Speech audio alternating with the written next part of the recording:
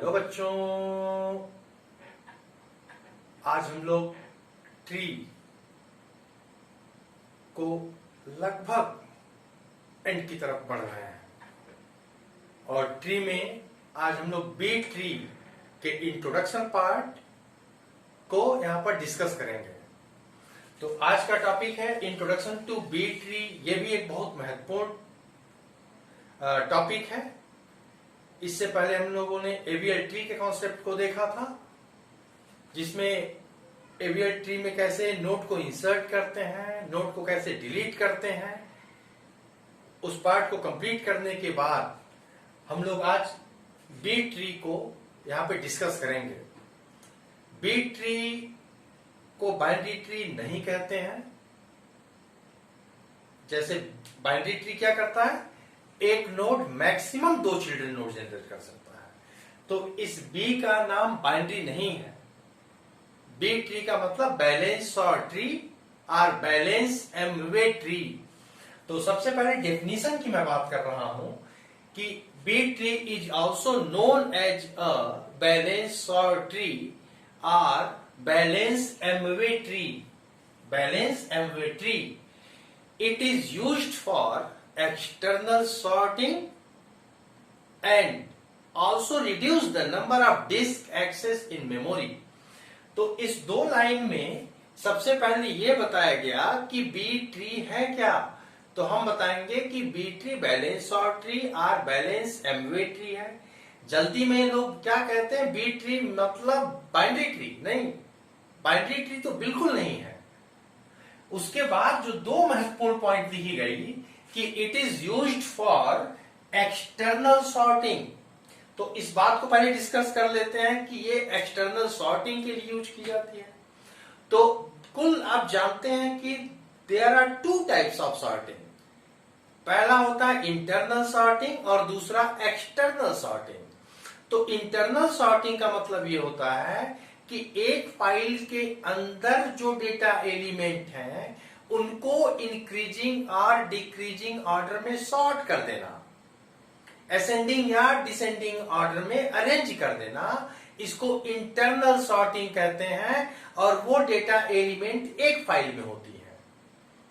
जैसे हम कहते हैं merge sort, pick sort, selection sort, bubble sort. ये जितने सॉर्टिंग टेक्निक होती हैं इनको हम इंटरनल सॉर्टिंग कहते हैं। लेकिन ये जो बी ट्री है ना, ये एक्सटर्नल सॉर्टिंग के लिए यूज की जाती है। एक्सटर्नल सॉर्टिंग का मतलब कई फाइल्स के अंदर डेटा एलिमेंट है, 4, 5, 7 जितने भी मल्टीपल फाइल होंगे, उस पर्टिकुलर मल्टीपल फाइल में जो डेटा एलिमेंट होते हैं उन डेटा एलिमेंट की सॉर्टिंग करने के लिए हम एक्सटर्नल सॉर्टिंग का यूज करते हैं। और वो एक्सटर्नल सॉर्टिंग के लिए बी ट्री का भी यूज किया जाता है।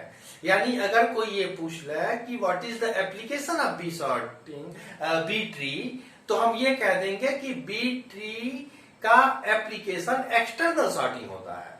तभी तो लिखा गया it is used for external sorting. एक बार और, एक्सटर्नल सॉर्टिंग का मतलब कई फाइल के अंदर डेटा एलिमेंट है, उन डेटा एलिमेंट्स को इंक्रीजिंग और डिक्रीजिंग ऑर्डर में अरेंज कर देना या असेंडिंग या डिसेंडिंग ऑर्डर में अरेंज कर देना, इसको एक्सटर्नल सॉर्टिंग कहते हैं। लेकिन इंटरनल सॉर्टिंग क्या होती है, एक फाइल के अंदर जो डेटा एलिमेंट होता है उनको इंक्रीजिंग और डिक्रीजिंग या असेंडिंग या डिसेंडिंग ऑर्डर में अरेंज करने को हम इंटरनल सॉर्टिंग करते हैं। और कुल 2 प्रकार की सॉर्टिंग मानी जाती है, इंटरनल और एक्सटर्नल। अब दूसरे पार्ट की बात करते हैं कि it reduce the number of disk accesses in memory. अभी आप जब बाइनरी सर्च ट्री पढ़ रहे थे तो उसमें मैंने एक बात कही थी कि सर्चिंग पॉइंट ऑफ व्यू से बाइनरी सर्च ट्री एक अच्छी टेक्निक मानी जाती है, क्योंकि वो रूट नोड से कंपैरिजन कर लेता है। अगर रूट नोड से एलिमेंट छोटा है तो वो लेफ्ट हाफ में सर्चिंग करता है, रूट नोड से बड़ा है तो राइट हाफ में सर्चिंग करता है। यानी सर्चिंग टाइम को मिनिमाइज कर देता है, क्योंकि एक हाफ को छोड़ दिया जाता है। उसके बाद दूसरा हम लोगों ने एक टॉपिक पढ़ा था एवीएल ट्री।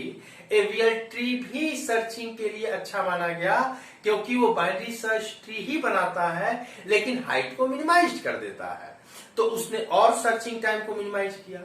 अब एक और सर्चिंग टेक्निक आई, एक और ट्री हम लोग पढ़ रहे हैं जो नंबर ऑफ डिस्क एक्सेस को रिड्यूस करता है। तो बाइनरी सर्च ट्री भी डिस्क एक्सेस को रिड्यूस किया था। एवीएल ट्री ने भी नंबर ऑफ डिस्क एक्सेस को रिड्यूस किया था क्योंकि उसने हाइट को कम कर दिया था। बाइनरी सर्च ट्री एक हाफ को छोड़ दिया था, जिस हाफ में एलिमेंट था उसी को सर्चिंग करता था। ये क्या करता है, ये कह रहा कि मैं और ज्यादा सर्चिंग टाइम को मिनिमाइज कर दूंगा। तभी इस बात को बहुत मजबूती से कहता है कि it reduce the number of disk access in memory.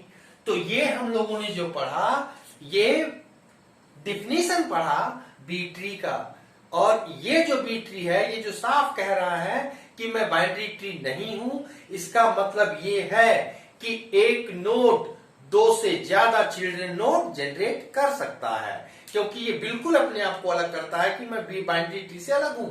अब बाइनरी ट्री कहता था कि एक node maximum 2 children node generate कर सकता है, लेकिन ये बी ट्री कह रहा है कि मैं बाइनरी ट्री नहीं हूं और मैं 2 से ज्यादा चिल्ड्रन नोड जनरेट कर सकता हूं, तभी तो ये बाइनरी ट्री नहीं है। अब इसमें हमें एक ट्री को बनानी पड़ेगी, क्योंकि भाई इसका नाम बी ट्री है, तो बी ट्री भी एक ट्री को कंस्ट्रक्ट करेगा। तो ये कह रहा है जब बी ट्री आप बनाएंगे तो उसके साथ कुछ कंडीशंस, कुछ प्रॉपर्टी को फॉलो करना पड़ेगा। तो जो इसके कई कंडीशंस, कुल 6 कंडीशंस माने गए। There are 6 condition to construct the B tree. अब वो 6 कंडीशन, वो 6 जो कंडीशन है जब हम बी ट्री को बनाएंगे वो ट्रू होने चाहिए, तभी हमारी बी ट्री करेक्ट मानी जाएगी। तो जो हमारी ट्री मानी गई, जो हमारी कंडीशंस बनाई गई, उसको मैं 1 by 1 बताता हूं क्या है। पॉइंट 1 कहते हैं, ये बहुत इंपॉर्टेंट है, ये जो हमारे कंडीशंस है बी ट्री के लिए ये बहुत इंपॉर्टेंट है। अगर ये आप जानेंगे तभी बी ट्री को बना पाएंगे। फाइन। तो पहला पॉइंट क्या कर रहा है, the height of the tree must be kept to a minimum. जो बी ट्री है उसकी हाइट क्या होनी चाहिए, मिनिमम होनी चाहिए। और दूसरा पॉइंट कह रहा है there must be no empty sub tree. कोई भी सब ट्री एम्प्टी नहीं होना चाहिए। और तीसरा पॉइंट कह रहा है the leaf of the B tree, the leaf of the B tree must all be on the same level.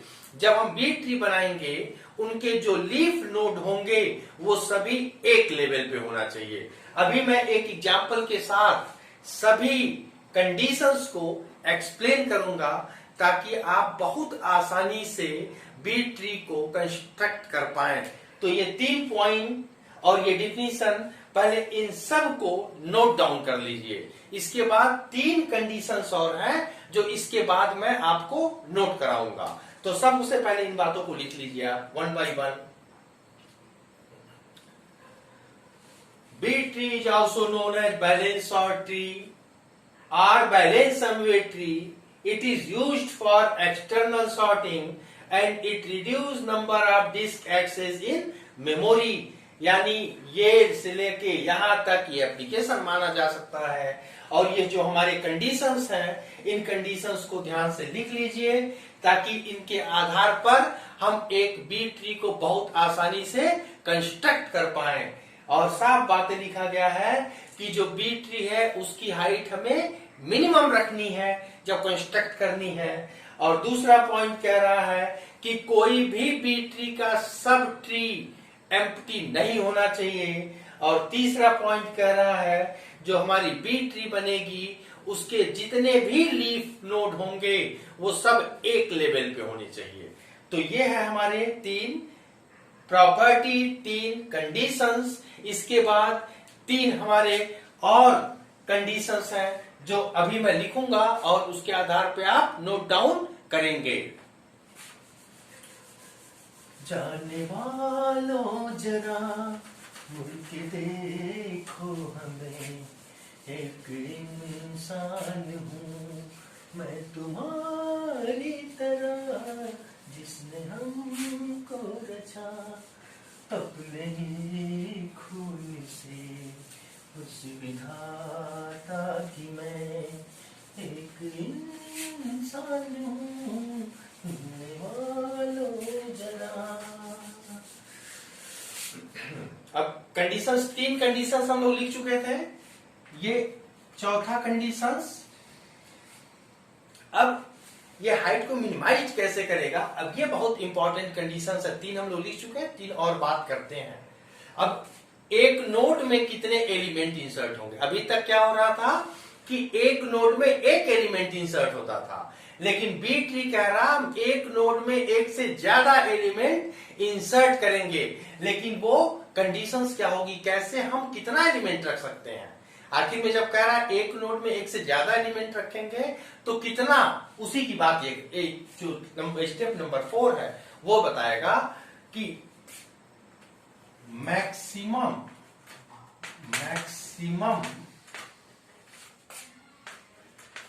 Number of elements, maximum number of elements are inserted in each node is m minus 1 and minimum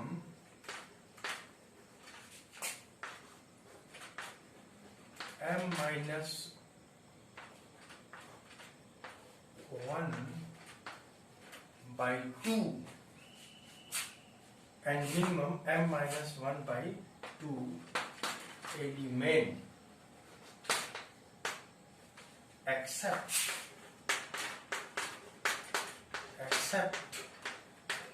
root node। एक condition ये जो चौथा number condition है, maximum number of elements are inserted in each node is m minus 1 and minimum m minus 1 by 2 की floor value, इतना एक node में element insert होंगे accept root node.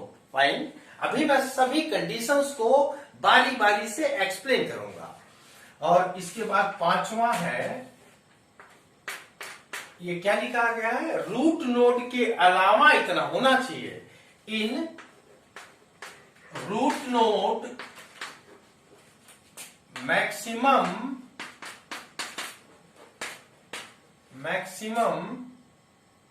m minus 1 and minimum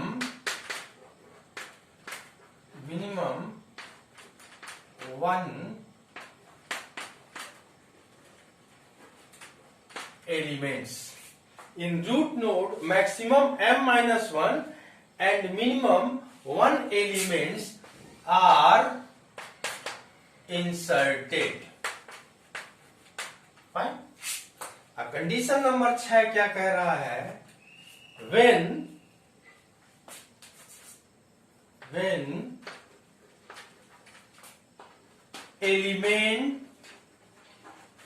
elements are inserted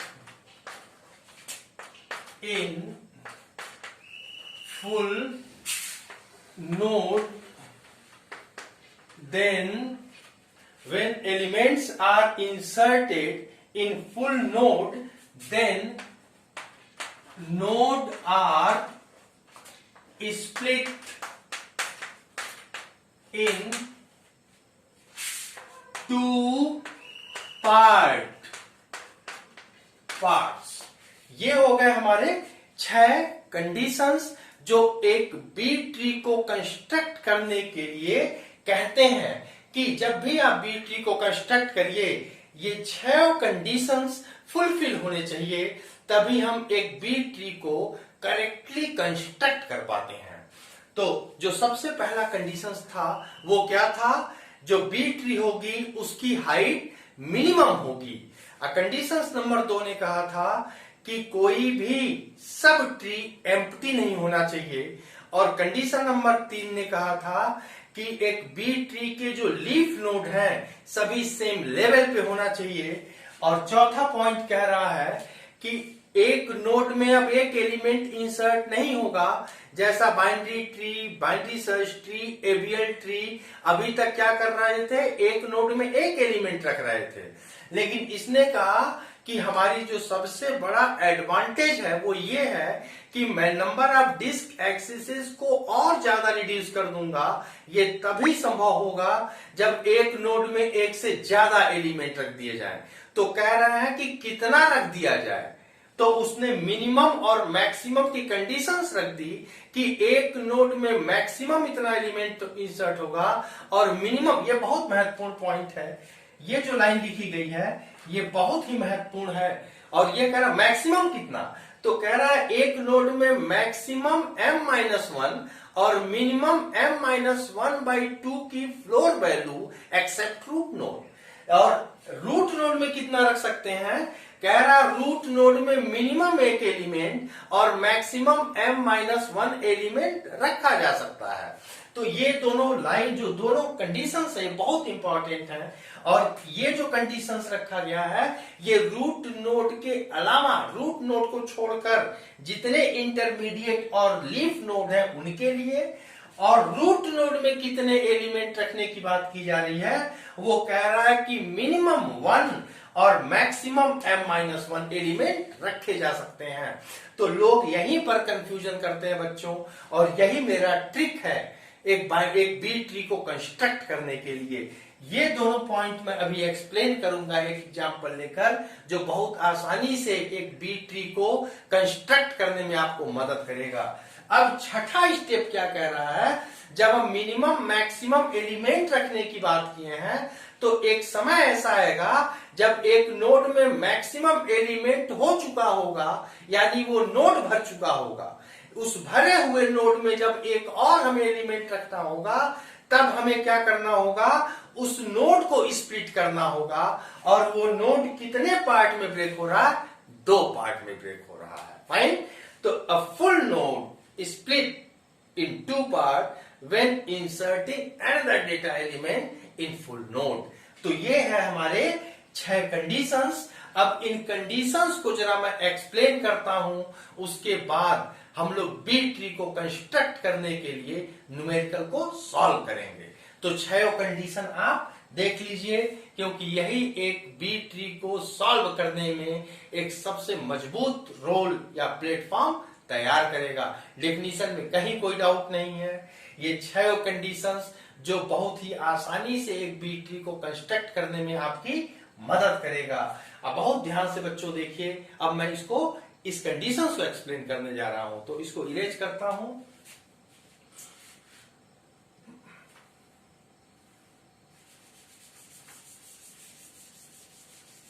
चले थे साथ मिलके, चलेंगे साथ मिलकर, चले थे साथ मिलके, चलेंगे साथ मिलके, तुम्हें रुकना पड़ेगा मेरी आवाज सुनकर, चले थे साथ मिलके।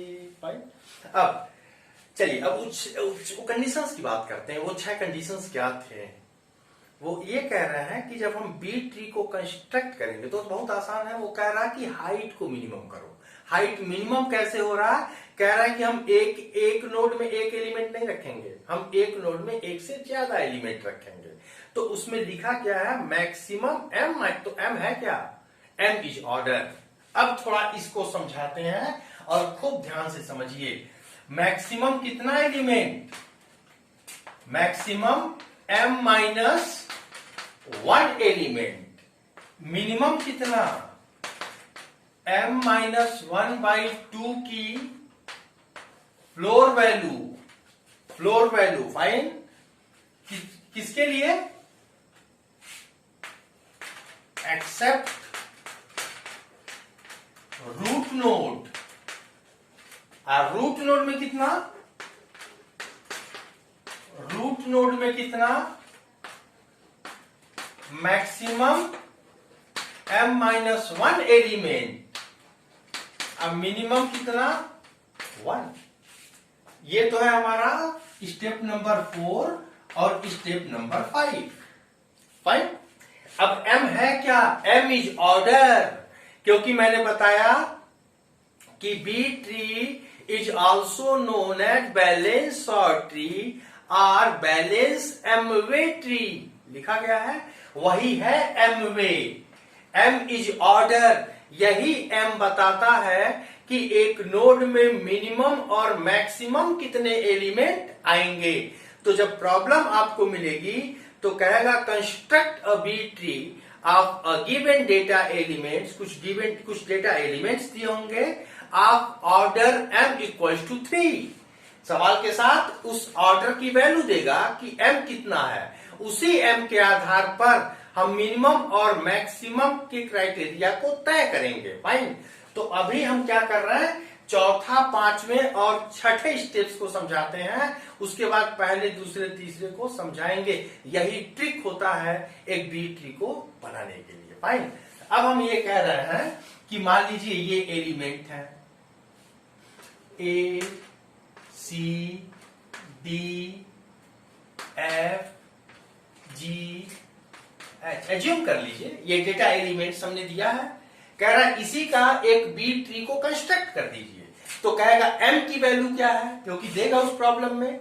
मान लीजिए m की वैल्यू 3 है, m की वैल्यू 3 है, यानी जो हम बी ट्री कंस्ट्रक्ट करेंगे उसमें m की वैल्यू 3 है। यही m डिसाइड करेगा कि एक नोड में मिनिमम और मैक्सिमम कितने एलिमेंट आएंगे। तो मिनिमम कितना, m की वैल्यू कितना 3, तो मैक्सिमम कितना एलिमेंट रख सकते हैं एक नोड में, 3-1 यानी मैक्सिमम 2 एलिमेंट रख सकते हैं। अब मिनिमम कितना रख सकते हैं, मिनिमम 3-1 2/2 यानी 1 रख सकते हैं। ये कितना, रूट नोड के अलावा रूट नोड में कितना रख सकते हैं, मैक्सिमम 2 और मिनिमम 1। बहुत सिंपल है एकदम। वैल्यू को आराम से m की वैल्यू चेक करिएगा, उसके आधार पे सवाल को सॉल्व करिएगा। फाइन। अब मान लीजिए ये 4 होता तब क्या होता, ये तो 3 के लिए मैंने बताया। अब कह रहा है अगर m की वैल्यू 4 है तब, तो ये तो वैल्यू चेंज हो जाएगी। कह रहे हैं m अगर 4 होगा तो 4-1 कितना 3, m-1 तो कितना 4-1। इसको जरा ध्यान से समझिए, इस पार्ट को। यहां पे कितना होता, 4-1/2 की फ्लोर वैल्यू। तो फ्लोर वैल्यू कितना, इसका कितना होता 3/2 की फ्लोर वैल्यू। ये जो सिंबल है ना फ्लोर वैल्यू है। दो तरीके की बात हम करते हैं, एक होता है फ्लोर वैल्यू और एक होता है सीलिंग वैल्यू। ठीक। तो 3/2 तो कितना हो गया 1.5। ये क्या है हमारा, ये किसका सिंबल है, फ्लोर की बात करते हैं। तो 1.5 की फ्लोर वैल्यू कितनी होगी, 1 होगी, क्योंकि जो वैल्यू होती है एक सीलिंग होती है एक फ्लोर होती है। सीलिंग मतलब ऊपर वाला हिस्सा। तो 1.5 की सीलिंग वैल्यू का सिंबल ये होता है 1.5। ठीक। लेकिन हमारे बी ट्री में क्या यूज किया जा रहा है, फ्लोर वैल्यू। फ्लोर मतलब ये नीचे वाला फ्लोर, और ये सीलिंग जो हमारा फ्लोर है ये नीचे वाली वैल्यू कितनी हो गई 1.5 की 1। ये हमारा जो सिंबल है ना सीलिंग की सिंबल होती है ये ऊपर, तो 1.5 की सीलिंग वैल्यू 2। फाइन। तो हमें बी ट्री में यूज क्या मैं कर रहा हूं, फ्लोर यूज कर रहा हूं। This is a floor symbol. तो 4-1 3/2, 3/2 मतलब 1.5। 1.5 को हम क्या कहेंगे, 1 कहेंगे। यानी इसमें मैक्सिमम कितने, मिनिमम कितने एलिमेंट इंसर्ट होंगे 1। ये तब जब m की वैल्यू 4 होगी तब, यानी m जो भी दिया होगा हम मिनिमम मैक्सिमम के क्राइटेरिया में वैल्यू रखेंगे। ये जरूर सिंबल देखिएगा, this is a floor symbol. अब फ्लोर मतलब नीचे वाली वैल्यू, और इसीलिए इसको सीलिंग फैन बोलते हैं, ऊपर जो लगती है। तो 1.5 की सीलिंग वैल्यू 2, क्योंकि ऊपर वाली जो वैल्यू ली जाती है। फाइन, ये शायद समझ में आपको आ गई होगी। अब कह रहा है या रूट नोड में कितना आएगा, अगर m की वैल्यू 4 है तो मैक्सिमम m-1 यानी 4 - 1 3, अब मिनिमम 1 है, इसमें कोई बात नहीं चलेगी। ठीक, तो ये शायद आप स्टेप समझ गए। अब कह रहे हैं कि ठीक है, ये तो हम समझ गए हैं, अब हमें करना क्या है। कह रहे हैं एक मिनिमम मैक्सिमम की क्राइटेरिया तय हो गई, मिनिमम मैक्सिमम की क्राइटेरिया तय हो गई। अब कह रहे हैं m = 4 पर हमें एक ट्री को कंस्ट्रक्ट करिए। तो हम कर क्या रहे हैं, एक नोड में कितना एलिमेंट रख सकते हैं जब m की वैल्यू 4 है, तो कह रहा मैक्सिमम 3 और मिनिमम 1, क्योंकि हमने m-1/2 4 - 1 3/2 1.5 की फ्लोर वैल्यू कितनी 1, तो मिनिमम एक एलिमेंट रख सकते हैं और मैक्सिमम 3 एलिमेंट रख सकते हैं, क्योंकि m की वैल्यू को मैंने 4 दिया है एग्जाम्पल के तौर पे, केवल यहां समझ लीजिए।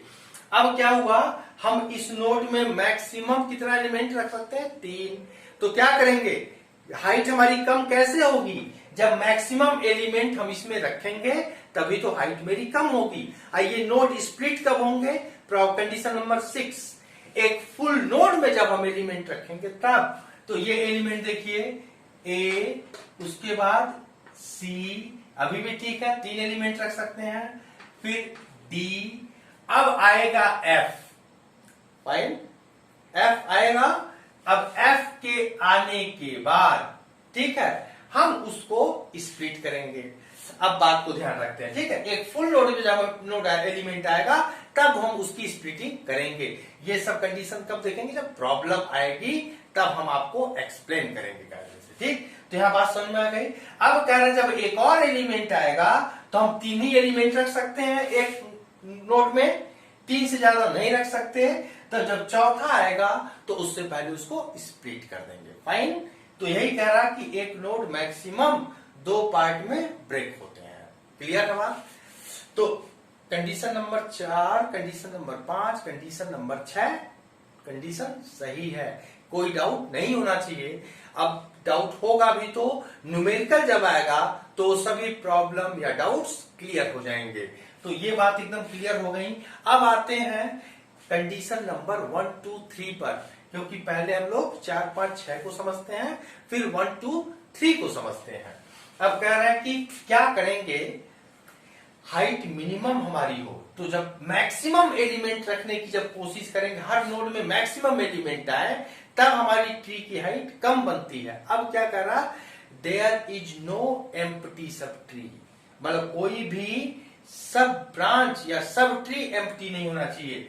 अगर यहां पर एक एलिमेंट है तो एक एलिमेंट है तो कितने मैक्सिमम ब्रांच हो सकते हैं, मान लीजिए एक फुल नोड में हमने रखा, एक फुल नोड में एक एलिमेंट रखने जा रहे हैं तो उसको स्प्लिट करेंगे। मान लीजिए सी आया तो यहां पे कितना आ गया, एक ब्रांच ये निकलेगा, एक ब्रांच ये निकलेगा।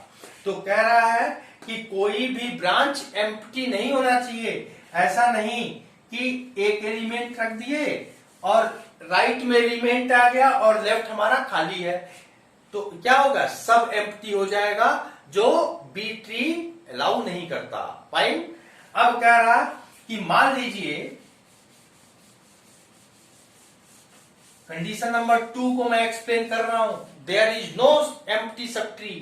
कह रहा मान लीजिए यहां पर ऐसा स्थिति है, यहां पे सी है, यहां पे जी है, तो कितने ब्रांच होने चाहिए, 2 एलिमेंट तो 3 ब्रांच, एक यहां, एक यहां, एक यहां।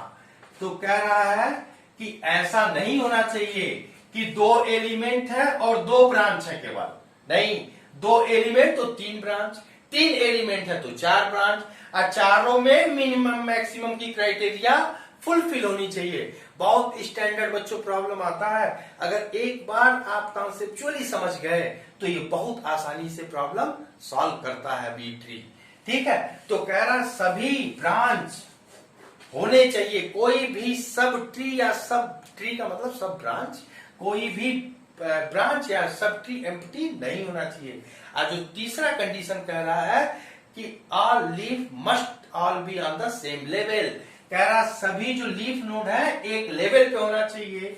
ऐसा नहीं कि एक ये स्थिति है, ये लेवल 2 तक आ गया है और ये लेवल 1 पे है, ऐसा नहीं होना चाहिए। सभी एक लेवल पे होने चाहिए। जितने लीफ नोड है सब एक लेवल पे हो, यानी हाइट मिनिमम हो हमारी बी ट्री की जब फाइनल बने। कोई भी सब ट्री एम्प्टी नहीं होना चाहिए, मतलब ये 2 एलिमेंट है तो ऐसा नहीं होना चाहिए कि इनके लिए ब्रांच निकल गई, इनके लिए यहां ब्रांच ही नहीं है, तो ये एम्प्टी हो जाएगा और बी ट्री गलत हो जाएगा। सभी लीफ नोड एक सेम लेवल पे होने चाहिए। ऐसा नहीं कि इनका आ गया 3 लेवल तक और ये 2 लेवल पे है, ये भी नहीं होना चाहिए। मिनिमम मैक्सिमम की क्राइटेरिया मैंने बता दिया है। फुल नोड में जब एलिमेंट आएगा तो उस नोड को हम स्प्लिट करेंगे, वही नोड स्प्लिट होगा जो फुल नोड है, उसमें जिस नोड में आने वाला है वही सिर्फ नोड स्प्लिट होगा। फाइन, तो ये हो गया हमारा introduction part of B tree and some criteria, some conditions of B tree must be true when we are constructing a B tree. जब हम बी ट्री को कंस्ट्रक्ट करेंगे तो ये 6 कंडीशंस, 6 जो कंडीशंस है वो मस्ट बी ट्रू, तब जाकर हमारा एक बी ट्री बनेगा। अब बहुत स्टैंडर्ड बच्चों प्रॉब्लम आता है, मिनिमम मैक्सिमम की जो क्राइटेरिया, ये फ्लोर वैल्यू मत भूलिएगा क्योंकि यही बहुत इंपॉर्टेंट है। क्योंकि हमें क्या करना, हाइट को मिनिमाइज क्यों कर रहे हैं, क्योंकि सर्चिंग टाइम को मिनिमाइज करेगा, जो नंबर ऑफ डिस्क एक्सेसेस को रिड्यूस करेगा। ठीक है, तो ये हो गया हमारा इंट्रोडक्शन पार्ट।